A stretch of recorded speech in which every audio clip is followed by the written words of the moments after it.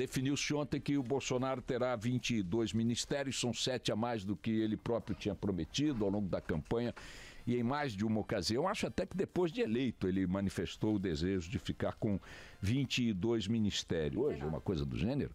É uma redução bastante significativa. 29, são 29. E ele agora acentuou esse processo, reduzindo de 29 para 22. Seriam 15 no mundo ideal que ele imaginou, mas essa redução deve ser encarada positivamente, como a redução que o Temer impôs também, foi uma redução positiva. Ainda temos ministérios demais, 22 ministérios, é um número exagerado se você comparar o que há na administração pública do mundo aí, nas democracias que funcionam, enfim, é um exagero você ter 22 pastas, né? É curioso, por exemplo, que, vários líderes da área industrial reclamam do desaparecimento do Ministério da Indústria do Comércio e dizem que isso é mais absurdo ainda quando um segmento da indústria, que é o turismo, preservou uma pasta independente. Mas qual é o sentido, dentro do conceito de desenvolvimento da indústria, você acabar com o Ministério da Indústria e do Comércio, que é um setor fundamental para a economia, e cair na contradição de preservar um ministério específico para um braço dessa indústria, que na economia da indústria brasileira nem é o mais significativo, que é o Ministério do Turismo. Ontem definiu-se também de forma categórica a extinção do Ministério do Trabalho, com a distribuição de suas tarefas por 3 pastas, e com isso o Bolsonaro caminha para ter 22 ministérios. Onde é que eu acho que está a questão relevante a ser apontada nesse processo? É que ao não fazer 15 ministérios e 22, mais 22, Bolsonaro apenas se curva a uma realidade com a qual que não poderia ignorar na construção de seu governo, de suas alianças, dos apoios de que necessitará para governar, né, do próprio ajuste de uma máquina gigantesca como é a do Estado brasileiro. Mais do que achar negativo que não tenha feito 15, eu adoraria que fossem 12, que fossem 3, que fossem 4, ok. Mas tendo feito 22, percebe-se nisso um processo de moderação do discurso de campanha quando o governo começa a funcionar na prática, lidando com a realidade. Ainda não tomou posse, mas a montagem da equipe já tem que lidar com a realidade. E o fato de reconhecer que tem que colocar 22 ministérios para acomodar essa realidade, os fatos, a gestão da coisa, mostra que Bolsonaro, ao contrário do que se sinalizava de maneira enfática durante a campanha, de um lado e de outro, está fazendo aquele movimento inevitável de moderar as coisas, moderar os passos. Vou acabar com isso, vou fazer aquilo, vou não sei o quê. A realidade vai se impondo, o governante vai tendo que lidar com ela de maneira mais objetiva, incontornável. Isso aconteceria também se o eleito fosse Haddad. Também em relação a Haddad, os adversários na campanha apontavam todo tipo de possibilidade de risco, etc. e tal. Por que eu acho que isso é importante? Porque nós vamos nos lembrar quantos meses foram consumidos de discussões, de trocas histéricas de mensagens, de brigas nas redes sociais, de brigas na campanha e tudo mais, dizendo que eleito um ou eleito outro, necessariamente caminharíamos para extremos.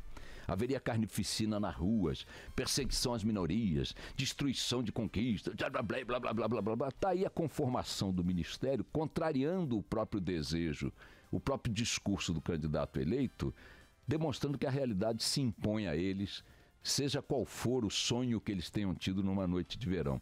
A realidade é muito mais. Citaríamos? Provavelmente. O ideal seria um número menor, sim, mas o fato de serem 22 mostra que Bolsonaro e sua equipe vão ajustando a montagem do governo, assim como ajustarão o exercício do governo a uma realidade que comporta outros grupos, outras pressões, outras posições, outros entendimentos. E o nome disso, minha gente, é democracia. Isso é política. É assim mesmo que se faz, é assim mesmo que tem que se tocar o barco. Esse é o primeiro ponto que eu queria colocar para a nossa reflexão. O segundo está na coluna da minha querida Miriam Leitão, hoje no Globo. A Miriam chama a atenção para o fato de que o acordo entre a China e os Estados Unidos, esta trégua celebrada pelo governante chinês e pelo Trump na Argentina, uma trégua nos atritos, na crise que vinha tomando dimensões gigantescas, apavorando o mundo, os mercados, as bolsas estavam em pandarecos e tal, ontem reagiram saudavelmente no mundo inteiro, mostra como essa coisa do Brasil ficar tomando posições de alinhamento automático aos Estados Unidos funciona como uma idiotice monumental perigosa para nós. O governo Bolsonaro, a equipe de Bolsonaro, foi sinalizando coisas de um desnecessário alinhamento com os Estados Unidos em várias frentes, como se os Estados Unidos estivessem preocupados em corresponder a esse alinhamento, nos concedendo vantagens que não nos concederão porque não atuam assim. Nem eles, nem ninguém.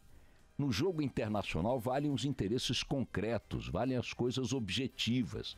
Então vejam, subiram o tom, botaram para quebrar, Bolsonaro criticou a China, abriu uma frente de tensão ali nas declarações em relação aos interesses econômicos da China no Brasil, o filho botou um boné já pregando a reeleição de Trump não sei daqui a quantos anos, o chanceler escolhido por Bolsonaro para assumir as relações exteriores a partir de janeiro deu várias declarações de alinhamento também, o próprio Bolsonaro da mesma linha e tal, propuseram até uma ação conjunta contra Cuba e Venezuela e tal, tudo dentro de uma visão global americana que às vezes nos convém e às vezes não.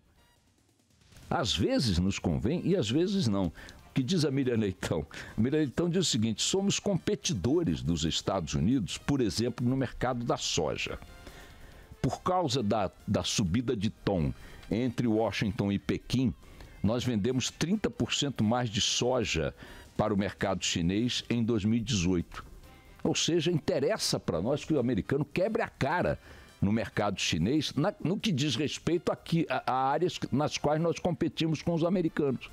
Em outras áreas, como ela chama a atenção, por exemplo, as barreiras alfandegárias, as barreiras, a política de proteção a produtos agrícolas europeus é contrária aos americanos e é contrária a nós também.